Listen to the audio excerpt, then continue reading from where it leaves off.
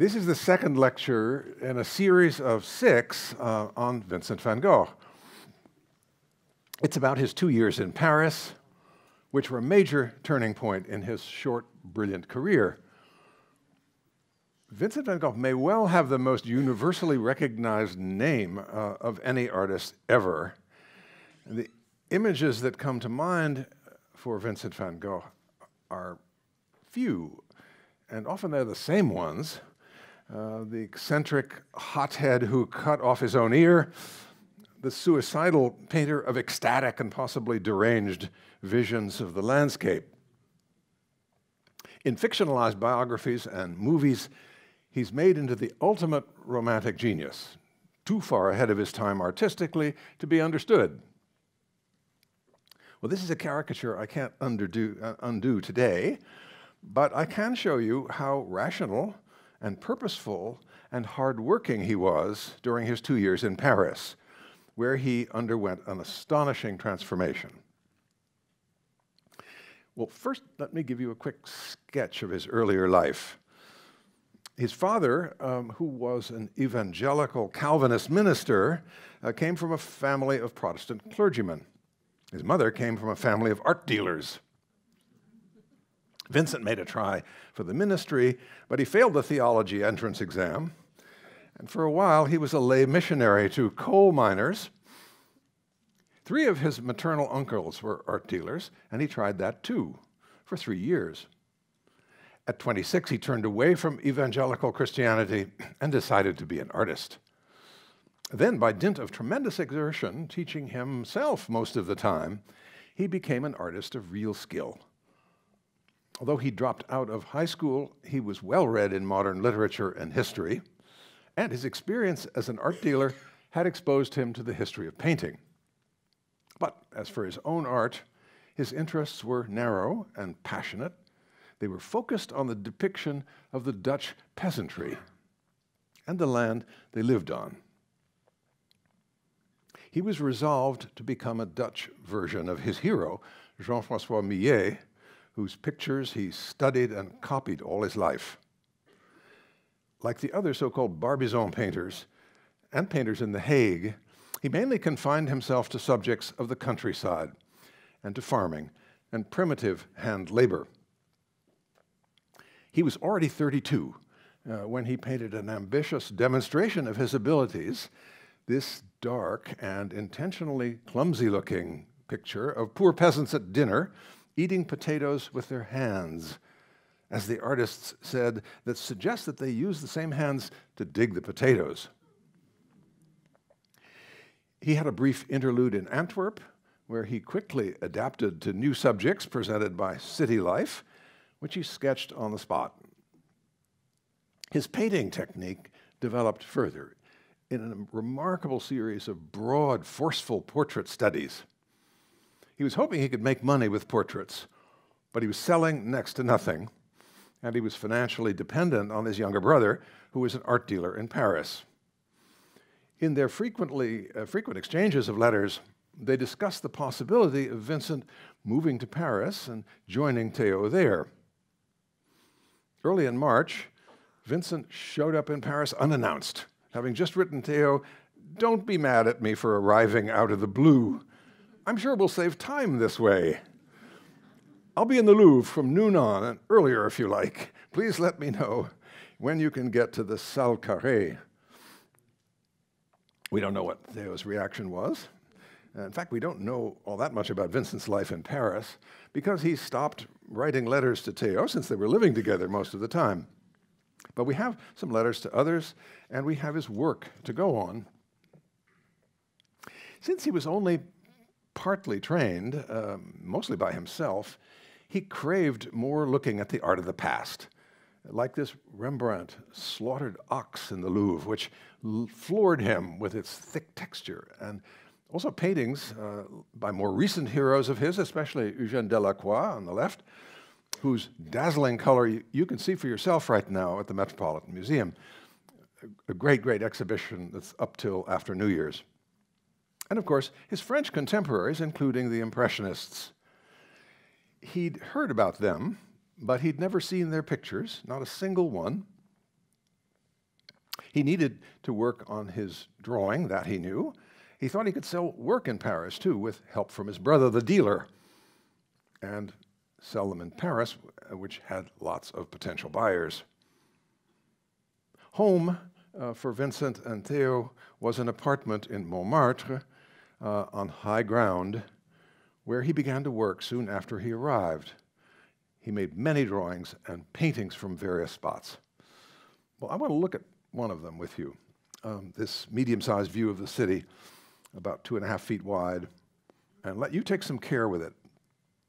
I'll be quiet for a bit and let you inspect and show you a couple of details.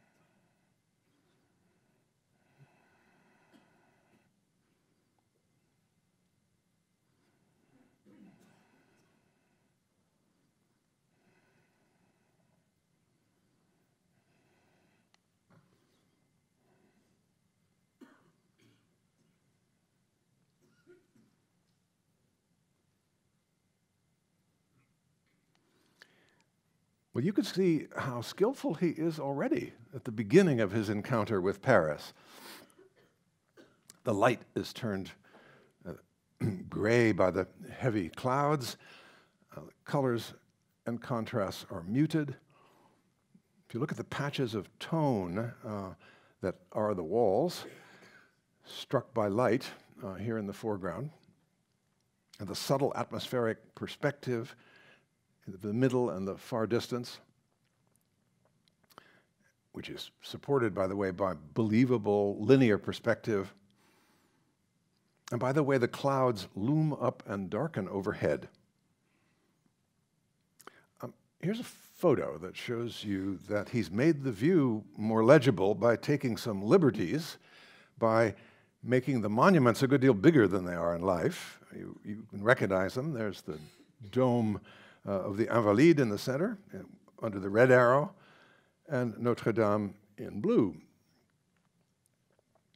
Van Gogh was painting Paris in much the way that he'd painted Holland, under the influence of his relative and sometime coach, Anton Mauve, member of the so-called Hague School during the 1860s.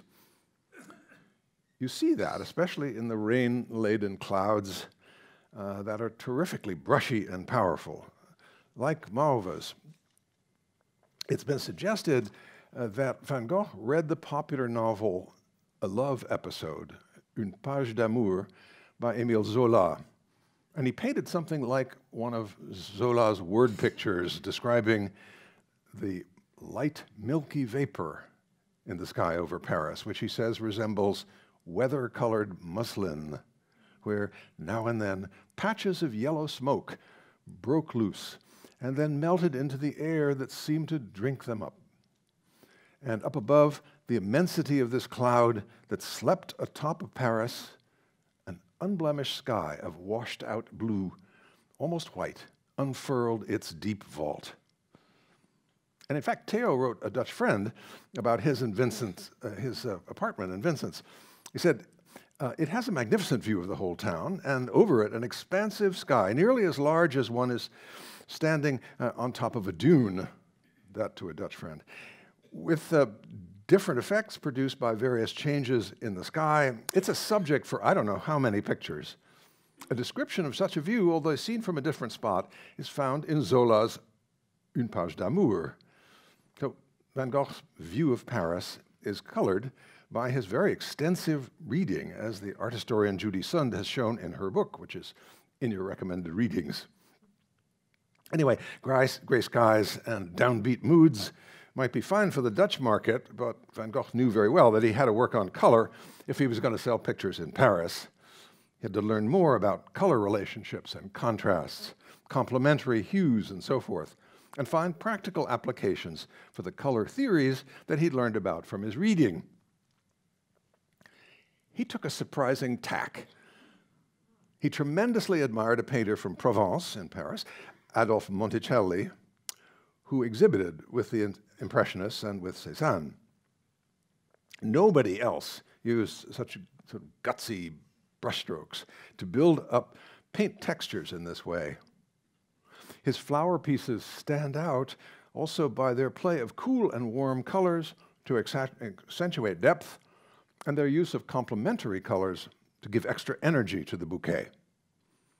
Vincent wrote to a friend, "I've made a series of color studies and paintings seeking oppositions of blue with orange, red, green, yellow, and violet, seeking broken and neutral tones to harmonize brutal extremes, trying to render intense color and not an overall harmony."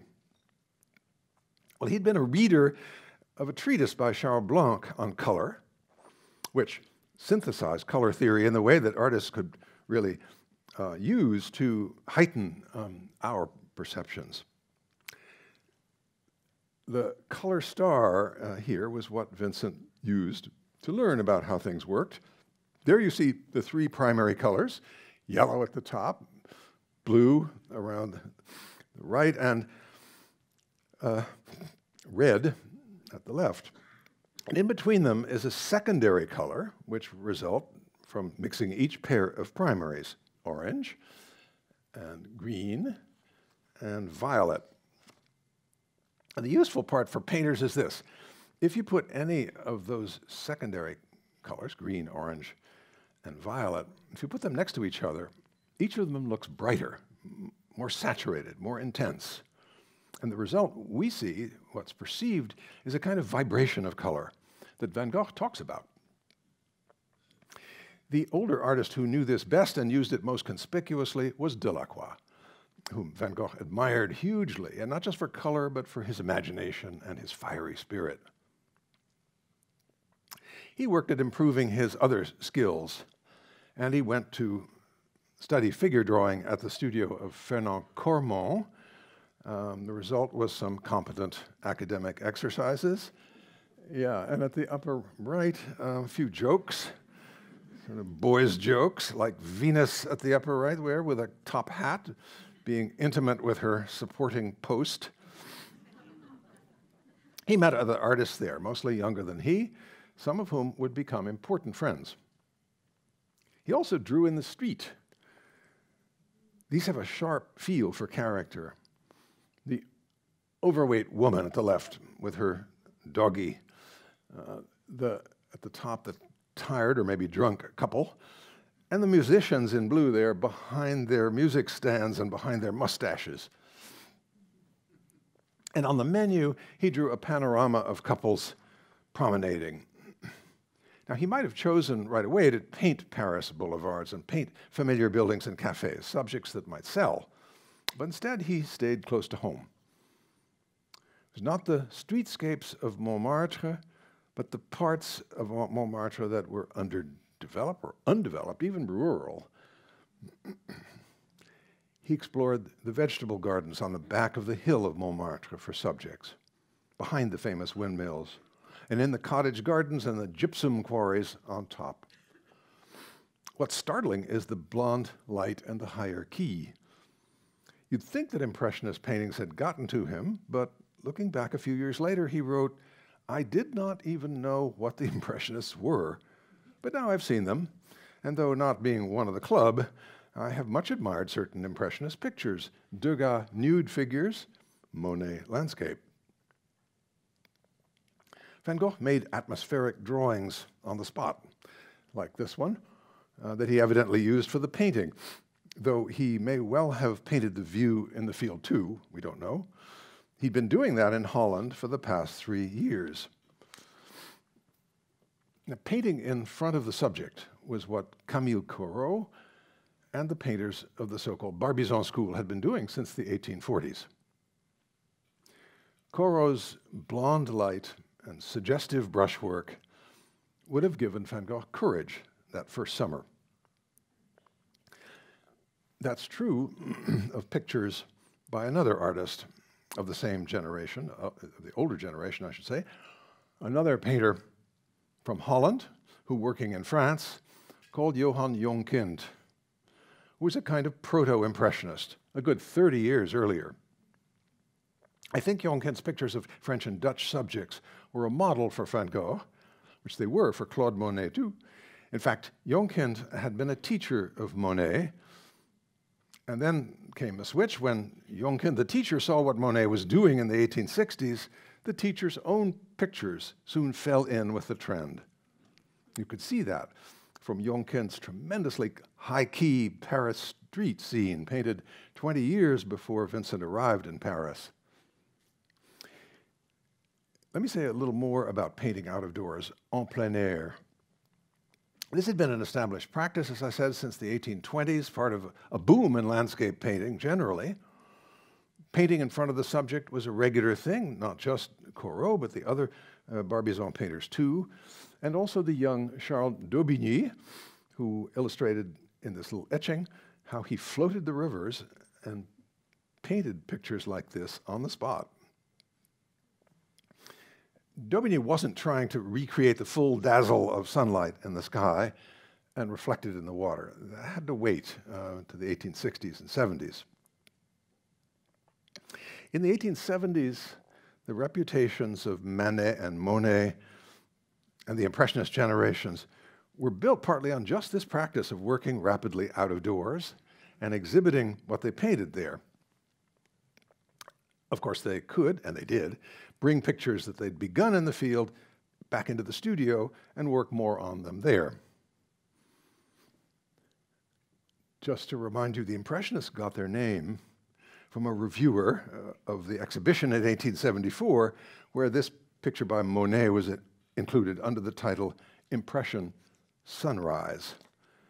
The reviewer, Louis Leroy, made himself immortal by making fun of it as being a mere impression, a sketch, not a finished painting. He called it wallpaper in its embryonic state. In other words, a cheat, like the other pictures in the show by Renoir and Morisot and Sisley and Cézanne. By 1885, when John Singer Sargent painted Monet working out of doors directly on a good-sized canvas, Monet, Manet, and other Impressionists were finally having some commercial success doing exactly this kind of thing. But doubts about what they were doing had already arisen in the minds of critics who were normally sympathetic to them. When Van Gogh got to Paris in 1886, some of the artists themselves were questioning what they'd been achieving. Their pictures were relatively small, as the critics pointed out, and painted quickly to capture the look of particular conditions of changing light and atmosphere. And their subjects were not very consequential. Pretty landscapes, scenes of recreation, people in comfortable circumstances, enjoying themselves in beautiful places. But was it enough to paint fleeting impressions of the good life? What might be missing? Well, for one thing, painting quickly might be just a fad. It might be better to sacrifice speed for richer effects that you could achieve in the studio. Monet and Pissarro had been exploring more possibilities. I'm going to show you a few examples of the kind of pictures that Monet would have seen when he arrived. Monet, the painter of this, was developing a wider repertory of brushstrokes that were not as broad and quick and detached as they had been in the 60s and 70s, but they sort of made webs out of strands of color.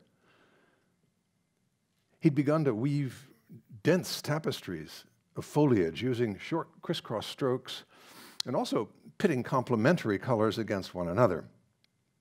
Here it's the warm pink of the roof against the green of the sea to intensify the effect of bright light. And Monet tries some surprising experiments in brushwork. This is one of the most difficult exercises for a painter, to make foamy breakers that aren't sort of frozen by details in a sort of stop action, but instead felt to be churning, because churning is just what Monet's brush seems to be doing, to reproduce, to produce these incessant arcs and whirls. Pissarro was never a painter of who used big gestures with the brush, and in the 1870s, he used patches of color with not much modeling in tone, which you can best see up close in the buildings, the cow, even the cabbages. In the 1880s, like Monet, Pissarro abandoned this broader application of paint and made his surfaces denser with many smaller touches that vary in hue and value. They don't interfere with the illusion of depth and distance, and they make the whole image vibrant. He couldn't do all this out in the field. Like Monet, he brought the pictures back to his studio and worked on them further. In the mid-1880s, some much younger artists, like Georges Seurat, looked at this kind of enriched impressionism of Monet and Pissarro and felt it was passé. They were going to go beyond it, and Seurat would show how. Seurat was 6 years younger than Van Gogh, 20 years younger than Monet. He went to Normandy in the summers and set up on the Channel coast, as Monet had been doing, but his choice of a strange cliff formation and his way of rendering the play of light on the land and sea were something new. He didn't use broad strokes or even a tangle of small strokes like Monet. He used touches of different colors, all nearly the same size, evenly applied, with earth colors pretty much eliminated. And in the shadowy cliff face here, the touches are mostly red and blue, creating lavender that's vivid, not because he blends blue and red to produce lavender, but because he doesn't. He keeps the touches distinct so that the optical interaction of those two complementary colors is what we experience. So this patient, systematic application of paint is very different from what you saw Monet and Pissarro doing. Before that summer of 1885, Seurat had applied his system in a view of a suburban site. Here's a detail.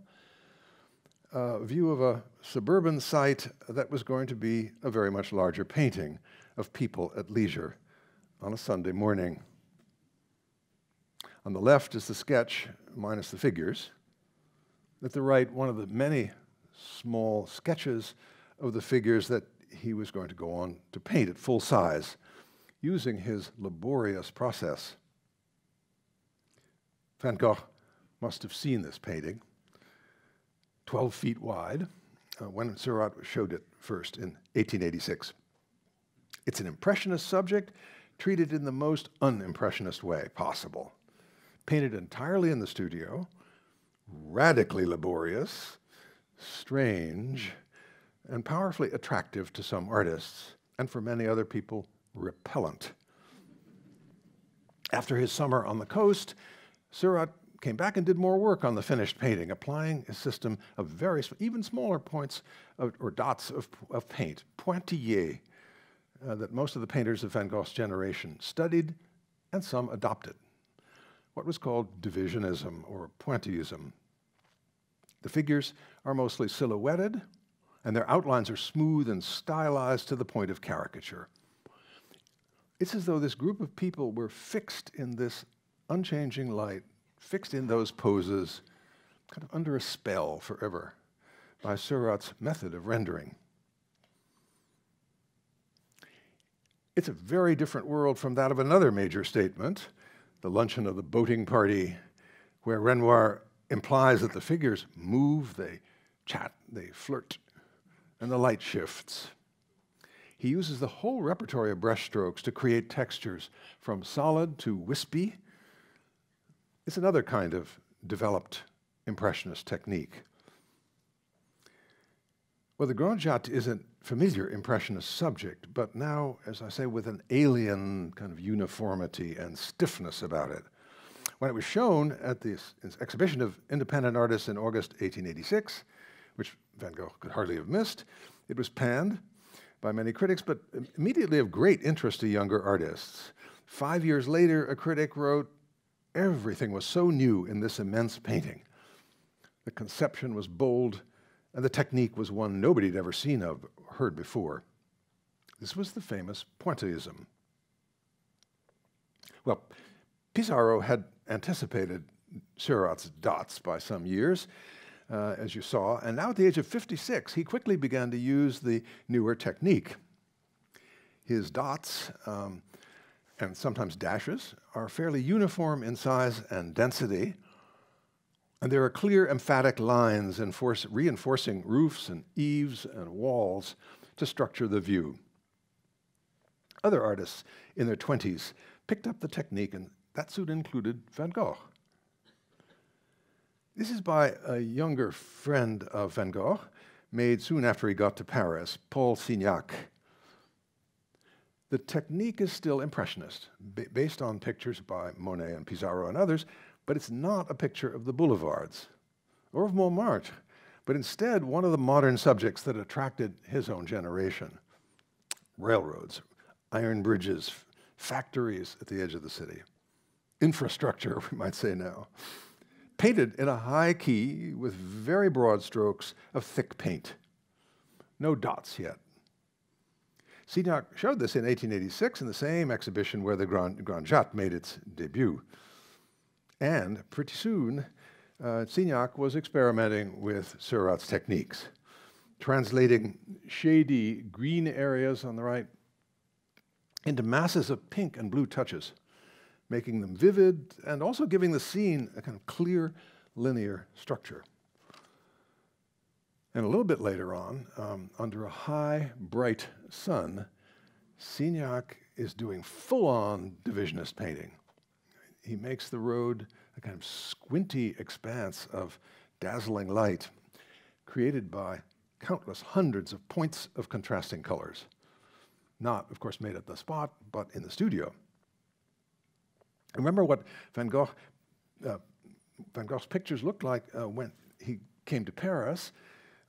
Like Corot 2 generations earlier, pre-Impressionist in color and brushwork, and with his back turned to downtown Paris and drawn instead to its rural fringe. We have to imagine Van Gogh observing Signac and moving around, and other painters of the new persuasion, debating the merits of the new way to paint, debating higher key and how to get there, how introducing exaggerated shapes and arbitrary geometries, and conducting his own experiments. And a year or so later, Vincent responds to what he's seeing and tries an Impressionist subject, using technique that's part drawing and part painting. It's a streetscape, quite ordinary, and lacking the bustle of people and traffic that attracted most artists. What's new to him and for him is this blonde light he's produced, especially the way that he's introduced bright colors, not with dots, but with dashes, with short lines drawn with the tip of the brush, as though he were using colored pencils. In many places, they form a kind of mesh of parallel lines. It's a bit timid overall, but he's turned a corner. He experiments at the same time in other ways as well. He makes an amazing series of studies in some wooded place he's found at the edge of the city, and he sets up, goes right into the woods and immerses himself in it. And he finds ways to use dots, but not as a consistent system. He paints the canopy of leaves with dabs of green and a few touches of red here and there. And he creates a lighted clearing in the middle there with yellow spots. What is so effective here and so forward-looking is the bottom third of the picture, the way the leaves of the undergrowth make a kind of undulating linear pattern that plays off against the spreading trees and the uprights. There's nothing timid here. There's real energy in the way his brush moves. In this view, we're still in the boundary zone between city and the surrounding suburbs, which were still partly agricultural. A farm laborer walks away from the settled edge in the distance between rows of new crops, shovel on his shoulder, headed out to work. The trees have green dots of varying sizes, clustered with dots of near black and pure white, to give the impression of light and shade. The blue sky vibrates with hundreds of separate touches of blue, from very light to dark. Well, that same spring, Van Gogh made a small painting, quick and rough, maybe on the spot, of a locale that appealed to him, a park with paved walks and small trees, just planted a few years before. It led to a larger picture that you know.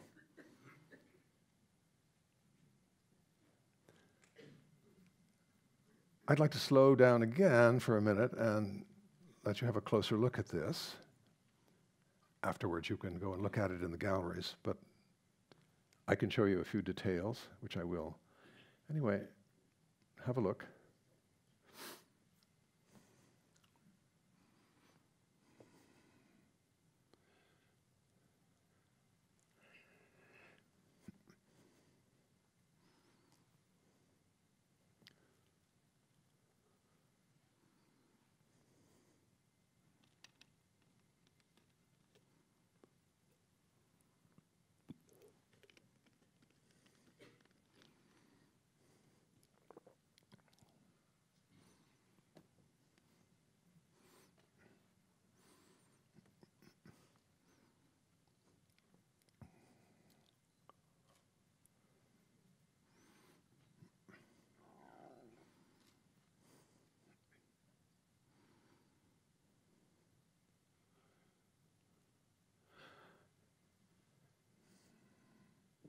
Van Gogh uses pointillist techniques more regularly and fully here than anywhere else.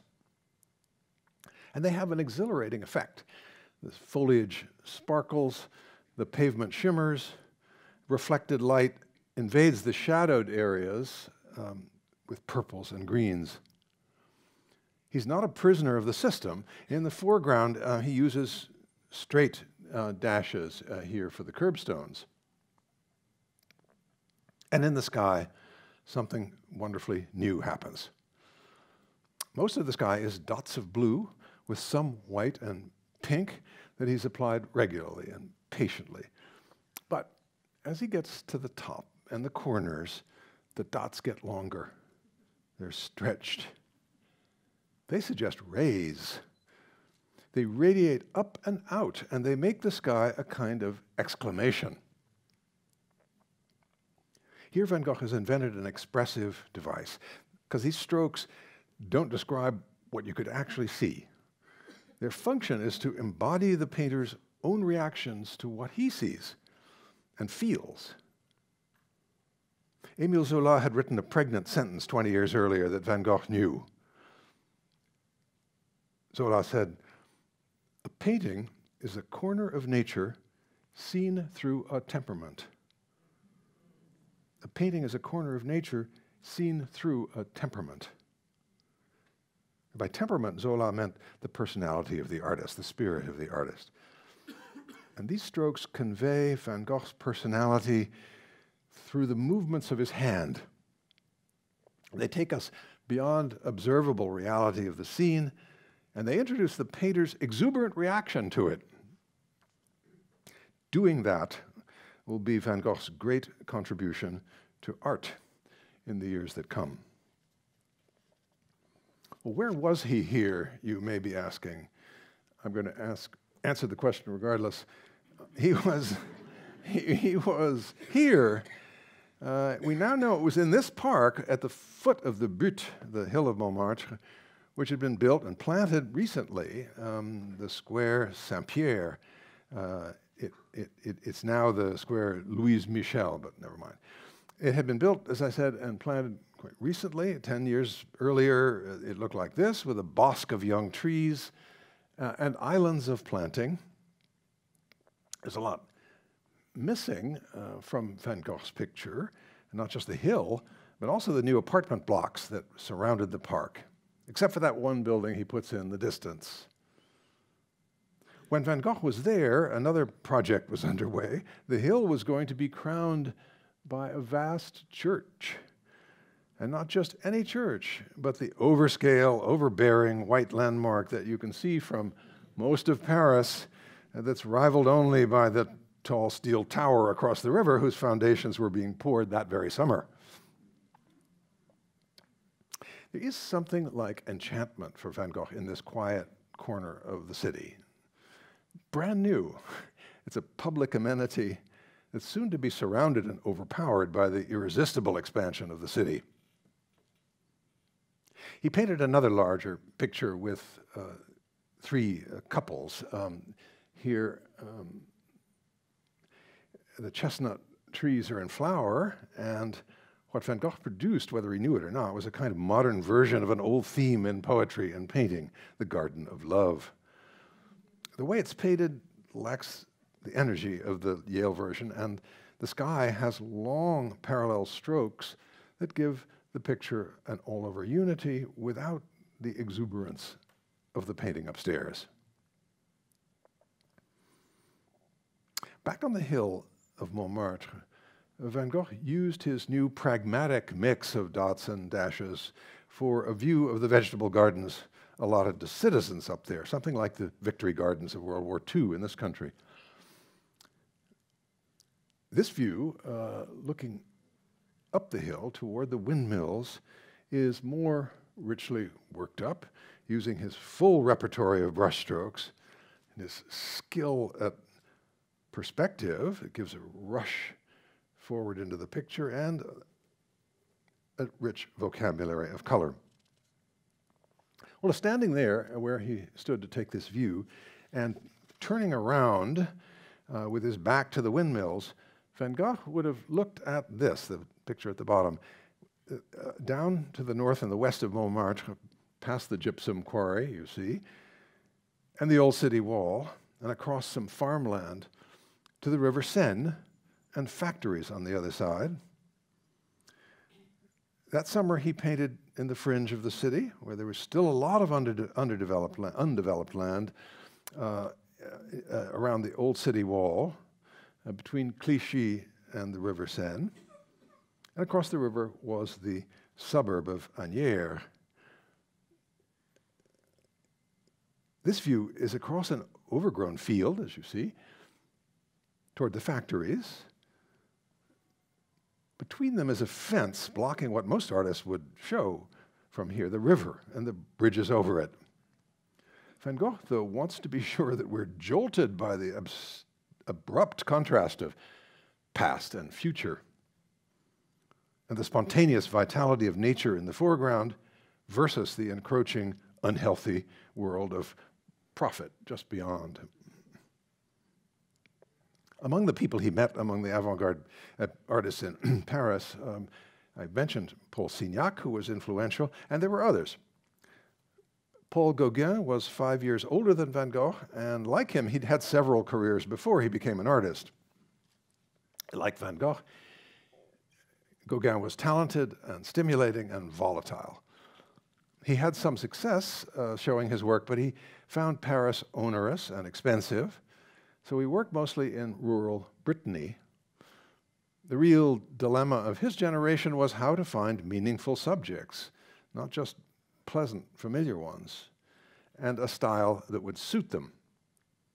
Gauguin's solution again and again was to escape to faraway places that preserved a more innocent, he thought, more innocent and authentic way of life, and let him experiment with unconventional ways of painting. Van Gogh may very well have seen Gauguin's picture at the top here, and this is a farm in Brittany, and Gauguin traveled to Martinique at the bottom, where he painted this picture, and after that he spent a couple of months with Van Gogh in Arles. That's a story for another lecture.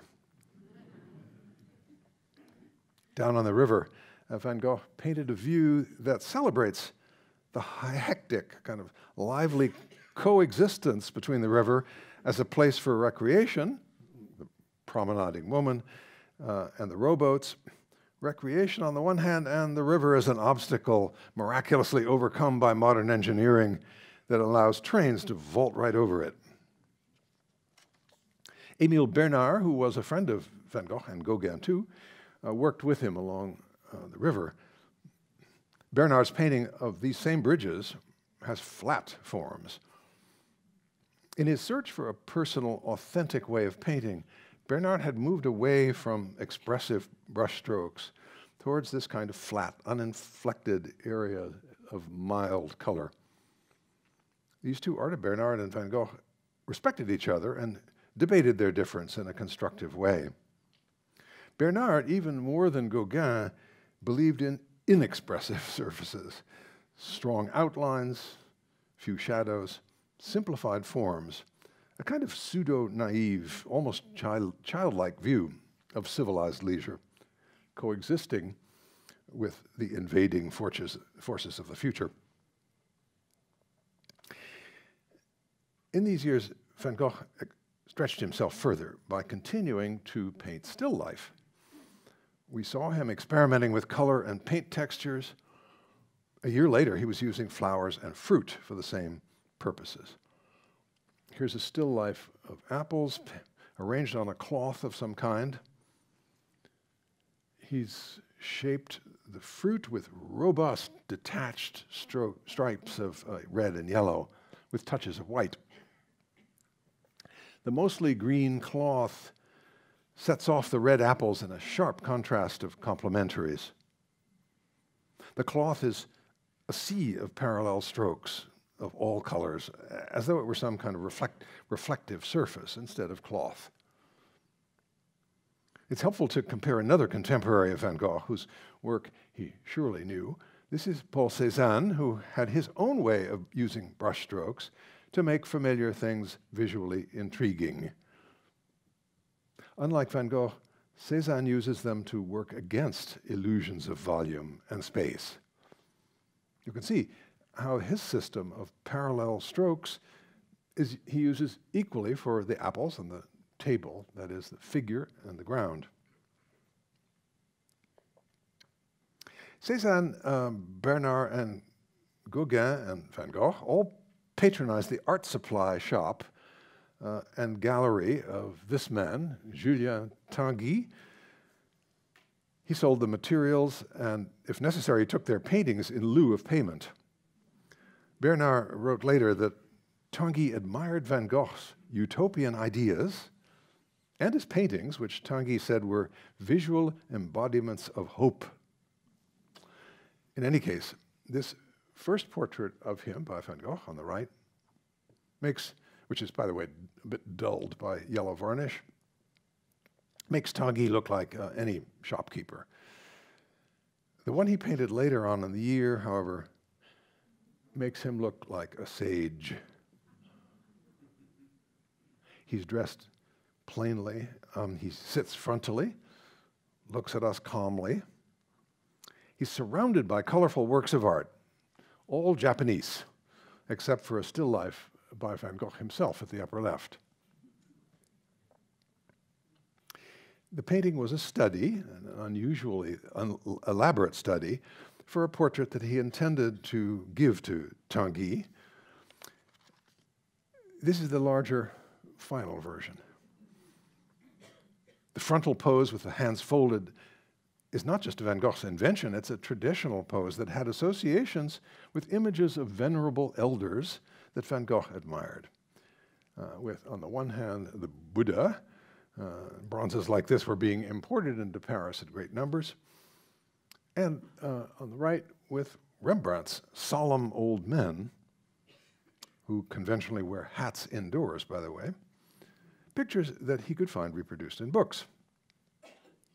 The way he paints Tanguy here, particularly his sort of knuckly hands, recalls the plain folk of the potato eaters painting, but the contrast of color gives you a sort of startling distance between, that Van Gogh has traveled between this gloomy and that bright view. As for the background of the Tanguy, it's a kind of collage of images based on Japanese woodblock color prints. It shows off Vincent's own infatuation with this material, and it's maybe a kind of homage to it. These prints were produced in great quantities in Japan, where they were popular and cheap, and for the past 20 years, they had been imported to Europe. Vincent and his brother bought a lot of them, prints of actors, of geishas, landscapes, flowering trees, and so on. And Vincent made a few painted copies of Japanese prints, like this one at the upper right, after a famous composition by Hiroshige. As I say, they were cheap in Tokyo and cheap in Paris too. Tanguy didn't sell them, as far as we know, but according to a recent study, Vincent had begun by buying a stack of them when he was living in Antwerp and had them in his studio. And now he owned hundreds of them, not so much to indulge his enthusiasm, but to sell at a profit. It was a sideline in picture dealing, but evidently not very successful. He wrote from Antwerp that he painted them, that he had these, he wrote from Antwerp that he pinned them up on the studio walls, and later on he wrote about looking at them. He said, "After some time, your vision changes. You see with more Japanese eyes. You feel color differently." He saw composition differently too. These prints suggested pictorial ideas. He was going to use unconventional viewpoints, odd formats, arbitrary perspective compared to the mathematical, and the lack of modeling to produce, instead of three-dimensional illusions, flatness. For Van Gogh, Japanese pictures had joy to offer, he said, and the love of nature. Vincent left Paris fairly soon after this, believing that the south of France offered him something like Japan. He wrote to Theo, "We wouldn't be able to study Japanese art, it seems to me, without becoming much happier and more cheerful. And it makes us return to nature despite our education and our work in a world of convention." I can't leave the portrait of Tanguy without saying just how extraordinary it really is. No other artist I can think of had ever applied his own personality to a portrait of somebody else quite so thoroughly and emphatically. Van Gogh lays on the paint in strong, detached strokes, almost crudely, even in the face. It's a surface like wooden relief carving. He doesn't do this to show off his virtuosity. He does this to convey the blunt, plain strength of the man. Vincent's self-portraits mark out the distance he's traveled in a little more than a year when he painted this thoroughly conventional head of himself soon after arriving in Paris. Here he experiments with a mix of complementary dots for the background and short dashes for his coat, and a mix of the two for his face and hair.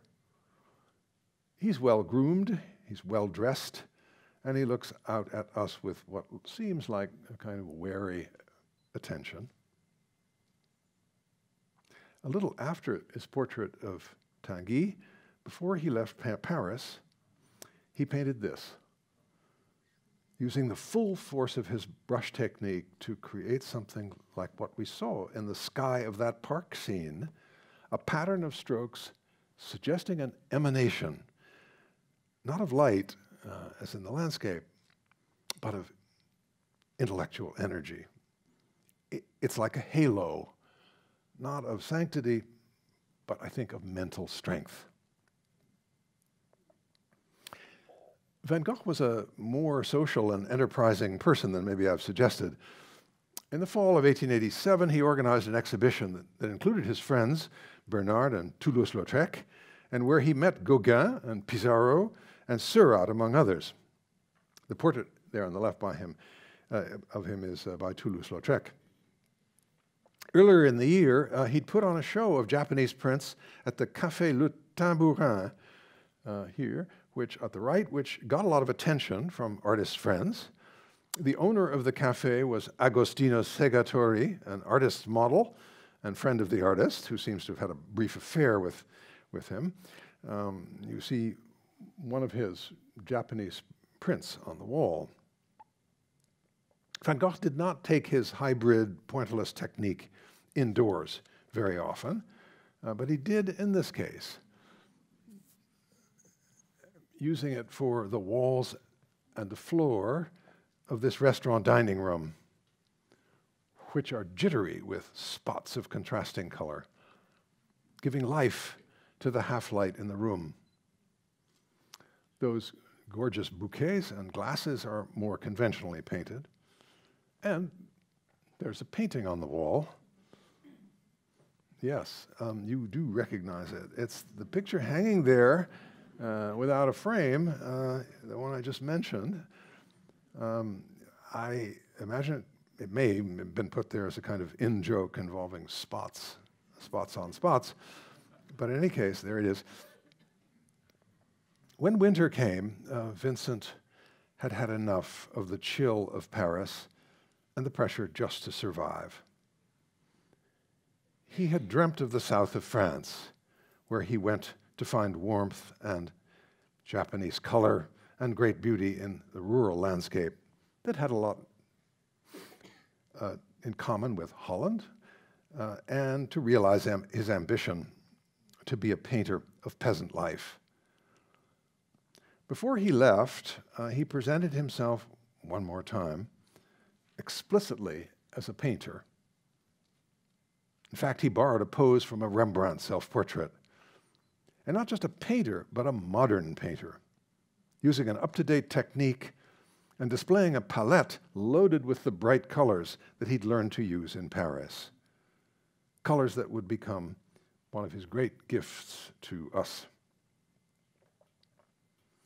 We'll pick up the thread in Arles when I return in April. That should leave you plenty of time to go and see pictures in New York and Boston and Washington and Los Angeles. And you probably got time for Amsterdam and Paris too. And to do the readings recommended for you on the website. I hope to see you in April. Thank you.